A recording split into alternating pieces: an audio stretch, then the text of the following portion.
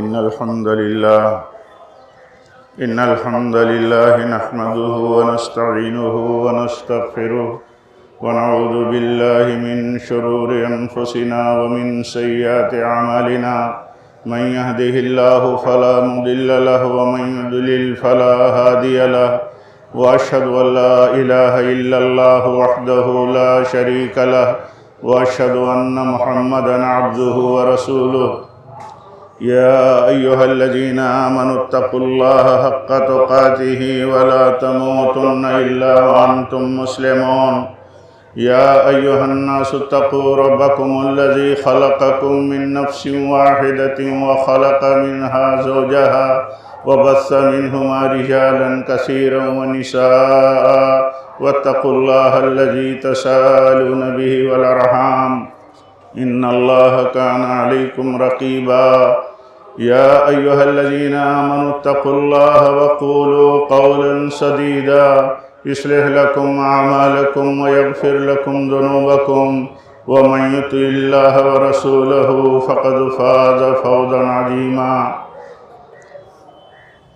أما بعد فإن خير الحديث كتاب الله وخير الهدي هدي محمد صلى الله عليه وسلم وشر الأمور محدثاتها وكل محدثة بدعة وكل بدعة ضلالة وكل ضلالة في النار الله أكبر الله أكبر لا إله إلا الله والله أكبر الله أكبر ولله الحمد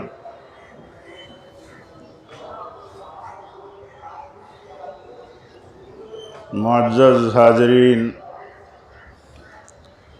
دینی بھائیوں، اسلامی ماں اور بہنوں، آج کا دن عید کا دن ہے، قربانی کا دن ہے۔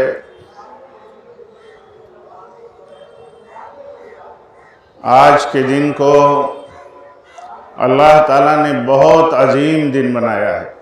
پورے سال میں جتنے دن آتے ہیں ان میں سب سے بڑا دن آج کا دن ہے، یوم النحر کا دن ہے۔ آج 10ویں ذی الحجہ کا دن پورے سال کے سارے دنوں میں سب سے عظیم اور سب سے بڑا دن ہے۔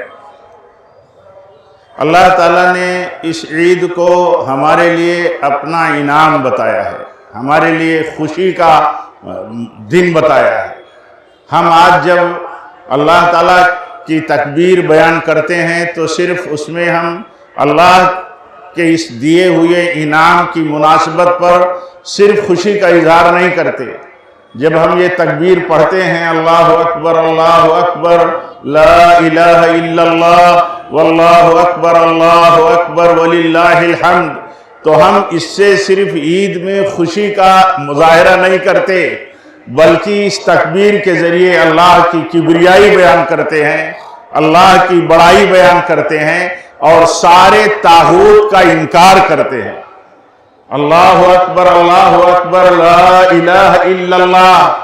سب سے بڑا اللہ ہے، اللہ سب سے بڑا ہے، سب کی بڑائی، سب کے اقتدار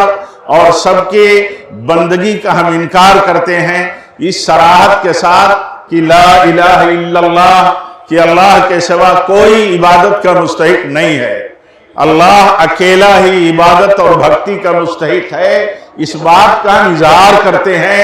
اور اس یقین کا جو ہمارے دلوں کی جڑوں میں ہے اس کا ہم کھلے عام اعلان کرتے ہیں۔ یہ ہے اصل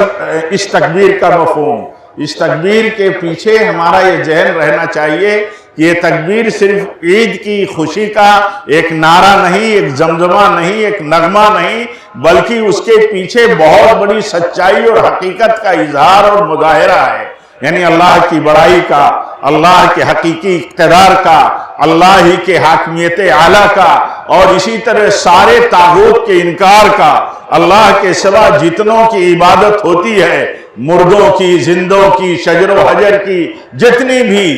اللہ کے سوا 2-4 کی، کروڑوں کی، ساروں کے معبود ہونے کا ہم انکار کرتے ہیں۔ یہ ہے اس کلمے کا اور اس اللہ کی تکبیر کا جو اللہ تعالیٰ نے ہمیں عید کے دن پڑھنے کے لیے دیا ہے۔ اسی لیے ہمارے لیے تعلیم ہے کہ ہم جہاں جہاں رہیں صرف اپنے منہ کو نہیں، اپنے ماحول کو بھی اس تکبیر کے ساتھ بھرے رہیں، ہم بھرے رہیں، بھرتے رہیں جہاں جہاں رہیں، کہ اللہ تعالیٰ ہی سب سے بڑا ہے، اللہ ہی سب سے بڑا ہے، اللہ ہی اکیلا عبادت کا مستحق ہے، وہی حمد کا مستحق ہے۔ تو یہ ایک عید کی مناسبت کی اس تکبیر کا ایک ذہن ہمارا رہنا چاہیے۔ اور اسی طرح آج کا دن ابراہیم علیہ السلام کی سنت کی تجدید کا دن ہے۔ حضرت ابراہیم علیہ السلام نے اللہ تعالیٰ کی فرما برداری کی وہ مثال قائم کی، آپ کے گھر والوں نے وہ مثال قائم کی جس کی کوئی نظیر نہیں مل سکتی، جس کا پر جلدی یقین نہیں جا سکتا۔ تو اللہ تعالیٰ کی فرما برداری کی اس عظیم مثال پر اللہ تعالیٰ نے آپ کی اس سنت کو ہمیشہ کے لیے قیامت تک کے لیے جاری کر دیا۔ آج کا دن حضرت ابراہیم علیہ السلام کے اللہ تعالیٰ کی فرما برداری میں اپنے بیٹے کے ذبح کرنے کی بنیاد پر وہ یادگار دن ہے کہ ہم جب قربانی کرتے ہیں تو ہمیں یہ یاد آتا ہے، ہمیں یاد رہنا چاہیے کہ ہم ایک جانور ذبح نہیں کرتے، قربانی کا ایک جانور ذبح نہیں کرتے، بلکہ ہم حضرت ابراہیم علیہ السلام کو سنت کو زندہ کرتے ہیں، جو سنت اللہ تعالیٰ کی فرما برداری اور اطاعت پر مشتمل ہے۔ ہم ایک جانور کو ذبح کرتے ہوئے یہ یاد کرتے ہیں کہ اللہ تعالیٰ کے حکم کی فرما برداری کرتے ہوئے ابراہیم علیہ السلام نے اپنے اس بیٹے کو جو بڑی دعاؤں کے بعد انہیں ملا تھا اور وہ بیٹا بڑا ہو گیا، ان کے ساتھ چلنے پھرنے کے لائق ہوا، کام میں شریک ہونے کے لائق ہوا، تو اللہ تعالیٰ کے حکم سے انہوں نے اس کو ذبح کرنے کا فیصلہ کیا اور ذبح کے لیے چھری بھی چلائی۔ تو یہ وہ دن ہے، یہ در حقیقت اسی سنت کے یادگار کے طور پر اللہ تعالیٰ نے اس کو ہمارے بیچ میں جاری کیا ہے۔ تو ہمارا جذبہ ہماری اپنی قربانیوں کے پیچھے یہ ہونا چاہیے کہ در حقیقت یہ اللہ کی فرما برداری کی یہ ایک مثال ہے۔ ہمیں جہاں بھی اللہ تعالیٰ حکم دے کسی بات کے کرنے کا، کسی بات سے رکنے کا، تو ہمارے سامنے یہ چیز رہنی چاہیے کہ اللہ تعالیٰ کے سچے اور وفادار بندے وہی ہوتے ہیں جو اپنی سب سے عزیز ترین چیز کو بھی اللہ کے حکم کے سامنے قربان کرتے ہیں، کوئی پرواہ نہیں کرتے۔ یہ وہ دن ہے، اسی لیے آپ دیکھیں گے اس دن کو اللہ تعالیٰ نے سب سے بڑا دن قرار دیا، سب سے بڑا دن قرار دیا۔ قربانی کا اصل مقصد کیا ہے؟ قربانی کا اصل مقصد یہی ہے کہ ہم اللہ تعالیٰ کے لیے مخلص رہیں، مطیع رہیں، فرما بردار رہیں، مسلم رہیں، ہم اپنے آپ کو سرنڈر کیے رہیں، ہمارے اپنے جو جذبات ہیں، ہماری اپنی جو خواہشات ہیں، ہماری اپنے سارے جذبات اور ساری ہماری خواہشات اللہ کے حکم کے تابع رہنا چاہیے۔ ہمارا لباس، ہماری شکل و صورت، ہمارا طور طریقہ، ہمارا کریکٹر، ہمارے معاملات سب اللہ کے حکم کے مطابق رہنا چاہیے۔ یہ اصل میں اس قربانی کی مناسبت پر اسی چیز کی تجدید ہوتی ہے، اسی عہد کی تجدید ہوتی ہے کہ ہماری اپنی کوئی خواہش اللہ کی مرضی کے خلاف نہیں ہو سکتی، ہمارا کوئی جذبہ اللہ تعالیٰ کی مرضی کے خلاف نہیں ہو سکتا، اللہ کا جو حکم ہوگا اس کے ہم تابع ہوں گے۔ یہی اس قربانی کا حقیقی مقصد ہے، ورنہ آپ جانتے ہیں کہ اللہ تعالیٰ ہم سے قربانی تو مانگتا ہے، اپنے وفادار بندے، اپنے خلیل کی اس سنت کو اللہ تعالیٰ ہمارے ہاتھوں سے جاری کیے رہنا چاہتا ہے۔ جو بندہ اللہ تعالیٰ کے حکم کے سامنے سرنڈر تھا، اپنی ساری خواہشات اللہ کے حکم کے سامنے انہوں نے سرنڈر کر رکھی تھی، اسی لیے قربانی کے سلسلے میں یہی تصور رہنا چاہیے کہ اللہ تعالیٰ کو ہماری قربانیوں کے پیچھے جو ہمارا جذبہ ہے، ہماری نیت جو ہے، ہمارا اخلاص جو ہے، ہمارا جو تقوی ہے، اللہ کی فرما برداری کا جو تصور ہے، اللہ کو وہی مطلوب ہے۔ لَن يَنَالَ اللَّهَ لُحُومُهَا وَلَا دِمَاؤُهَا وَلَكِنْ يَنَالُهُ التَّقْوَىٰ مِنكُمْ۔ اللہ تعالیٰ نے یہ بات بڑی صراحت کے ساتھ کلیئر کی ہے کہ اللہ تعالیٰ کو اللہ تعالیٰ کو قربانیوں کے گوشت اور خون کی نہیں، تمہارے ان جذبوں کی، اس اخلاص کی ضرورت ہے جو اخلاص اللہ کا بندہ ہونے کے ناطے ہر بندے کے لیے اللہ تعالیٰ کو مطلوب ہے۔ یعنی اپنے آپ کو خالص رکھنا، پیور رکھنا، کلیئر رکھنا، ہر طرح کی شرکیات، بدعات اور اسی طرح منکرات اور اسی طرح گناہوں سے اپنے آپ کو الگ تھلگ رکھ کر کے فرما بردار بنائے رکھنا، یہ ہے اللہ تعالیٰ کا مقصد۔ اور اسی مقصد کے تحت اللہ تعالیٰ نے یہ قربانی ہمارے اوپر لاگو کی ہے اور ہمیں یاد دلاتا رہتا ہے کہ یہ قربانی کیا ہے۔ صحابہ نے پوچھا یا رسول اللہ صلی اللہ علیہ وسلم یہ قربانی کیا ہے؟ تو آپ نے فرمایا سنت ابیکم ابراہیم، یہ تمہارے دادا ابراہیم کی سنت ہے۔ وہ کون سی سنت ہے؟ ہم سب کو علم ہے، سارے حضرات و خواتین کو علم ہے کہ اللہ تعالیٰ کے حکم کی فرما برداری کے لیے انہوں نے اپنے بیٹے کی گردن پر چھری چلائی۔ ام اسماعیل بھی راضی ہیں اس بات پر کہ اللہ کا حکم ہے تو بیٹے کو ذبح کر دے ابراہیم، میرے شوہر، اس میں کوئی تردد اور پرواہ نہیں کیا جا سکتا کیونکہ اللہ کا حکم ہے۔ اس میں یہی سبق ہے ہم سب کے لیے،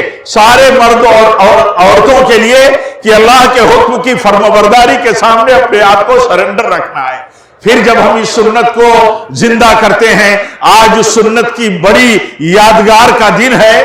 بڑا دن ہے اور یادگار دن ہے، تو اس موقع پر ہر مرد کو دیکھنا چاہیے کہ وہ ابراہیم علیہ السلام کی طرح کتنا فرما بردار ہے۔ ہر بیٹے کو دیکھنا چاہیے کہ اللہ کے حکم کا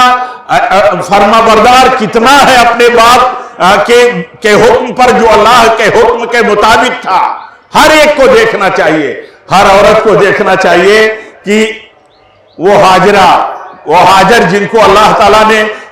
پسند کیا اور جن کو اللہ تعالیٰ نے پوری انسانیت میں قیامت تک کے لیے جن کی سیرت اور تاریخ کو زندہ و جاوید بنا دیا، وہ کیسی خاتون تھی؟ وہ ان کی بھی یہی خوبی تھی، وہی کمال تھا کہ اللہ کا حکم ہے تو یہ بیٹا جو میرا اکلوتا بیٹا ہے ذبح کر دیا جائے، کیونکہ اللہ کا حکم ہے۔ اگر یہ سبق ہمارے دل میں، ہمارے ذہن میں اگر یہ سبق تازہ نہیں ہوتا کہ حقیقت میں اطاعت و فرما برداری کا دن ہے اور اس کی یادگار کا دن ہے، ابراہیم علیہ السلام کی سیرت کو جاننے اور اس کو سمجھنے کا دن ہے۔ ابراہیم علیہ السلام کی سیرت کے اگر پہلوؤں کو بانٹا جائے تو دیکھیے 3 پہلو نمایاں ہو کر کے ان کی سیرت کے ہمارے سامنے آتے ہیں۔ ایک تو یہ کہ توحید پر ثابت قدم رہنا، چاہے جیسے حالات ہوں توحید پر ثابت قدم رہنا اور شرک سے بیزاری کا اعلان کرتے رہنا، کیونکہ کوئی توحید شرک کے برات کے بغیر، شرک سے اظہار بیزاری کے بغیر، کوئی توحید شرک کے انکار کے بغیر کوئی توحید مکمل نہیں ہوتی۔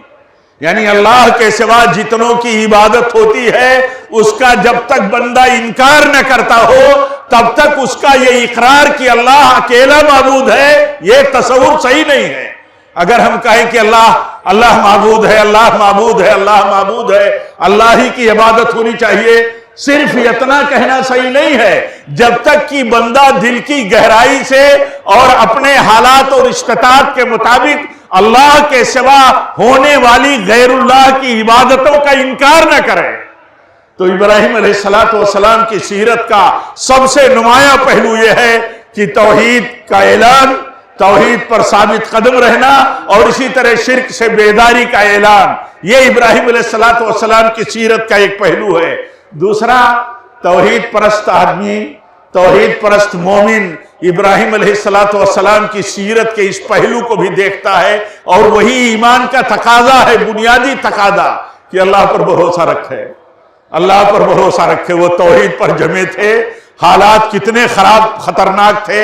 کتنے سنگین تھے، لیکن توحید پر وہ جمے تھے، حتیٰ کہ ان کو آگ کے علاؤ میں، بہت بڑے علاؤ میں جلانے کا بھی فیصلہ ہوا، تب بھی ان کا ایمان یہ تھا،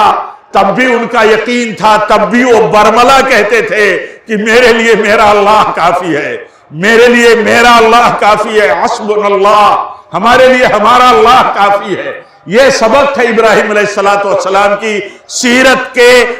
مطلب ایک اہم پہلو کا کہ وہ اللہ کے اوپر کامل توکل رکھتے تھے۔ جب ہمیں یہ کہا جاتا ہے کہ ابراہیم اور ابراہیم کے اہل و عیال اور ان پر ایمان لانے والوں کی زندگی کو اسوہ بناؤ، تو اس میں یہ سبق ہے کہ ایسے ہی اللہ پر توکل رکھو جیسے وہ توکل رکھتے تھے، تاکہ تمہارا ایمان بھی اسی طرح بنا رہے اور ایسے ہی ایمان رہے کہ آج بھی ہو جو براہیم سیما پیدا،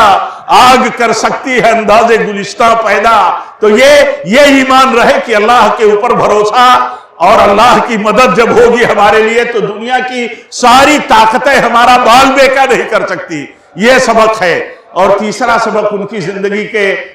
مطلب پہلوؤں میں سے ایک پہلو کا یہ ہے کہ وہ اپنے اس وطن کے لیے جس کو ان کے ذریعے اللہ تعالیٰ نے آباد کیا تھا، اس وطن کے لیے امن و امان کی وہ دعا کرتے تھے۔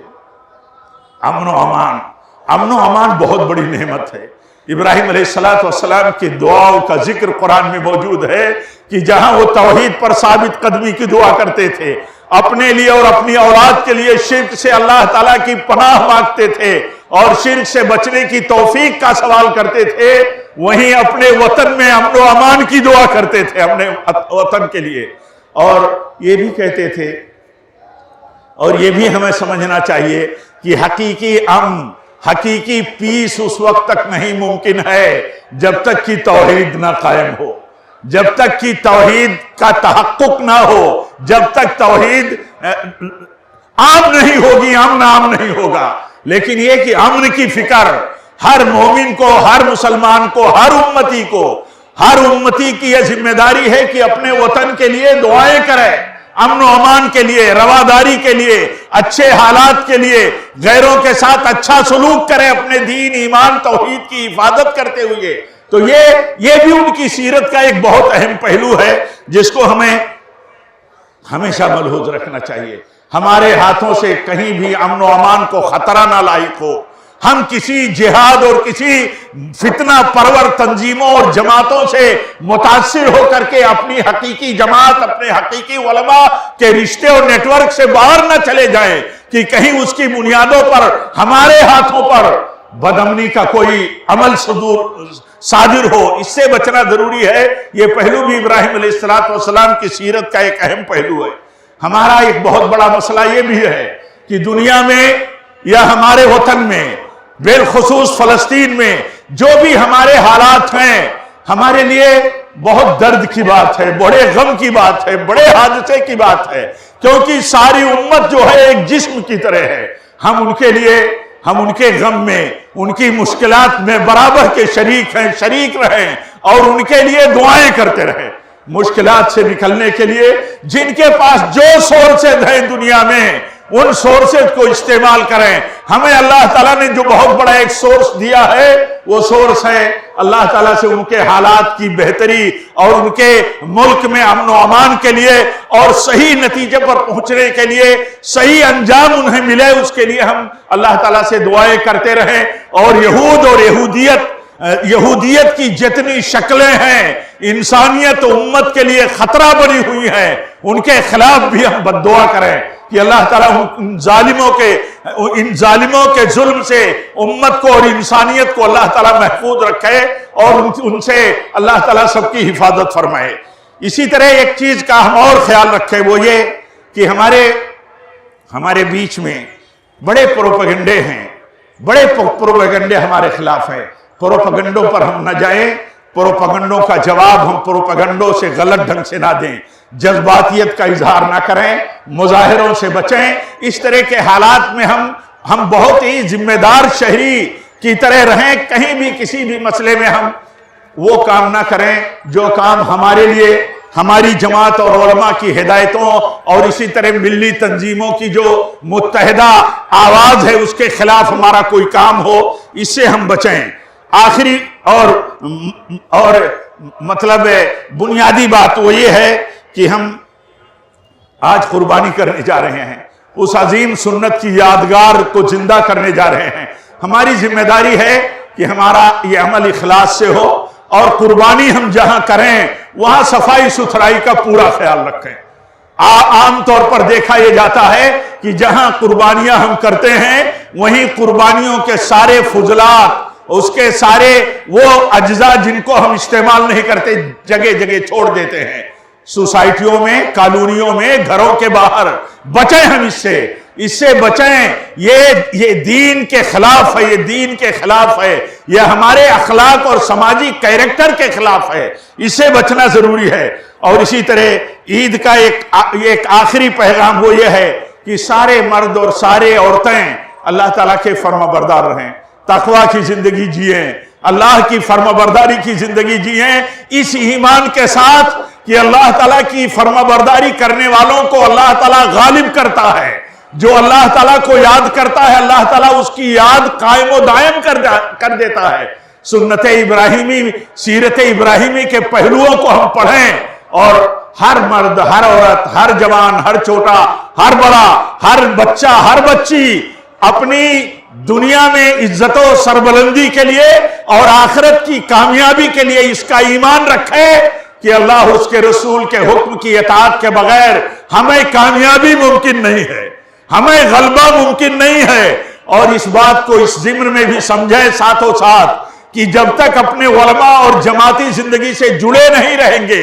مسجد سے جڑے نہیں رہیں گے، تب تک ہم کبھی بھی اتحاد کا ٹارگیٹ حاصل نہیں کر سکیں گے، کبھی بھی ہم متحد نہیں ہو سکیں گے۔ متحد ہونے کے لیے ضروری ہے کہ جماعتی اتحاد ہو،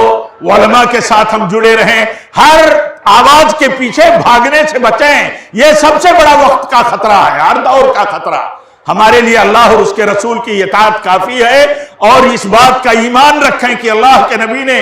وصیت کی تھی اپنے مرض الموت میں جس میں آپ کی وفات ہوئی کہ تم کبھی بھی بھٹک نہیں سکتے، راستہ تمہارا کبھی بھی بدل نہیں سکتا حق کے سوا،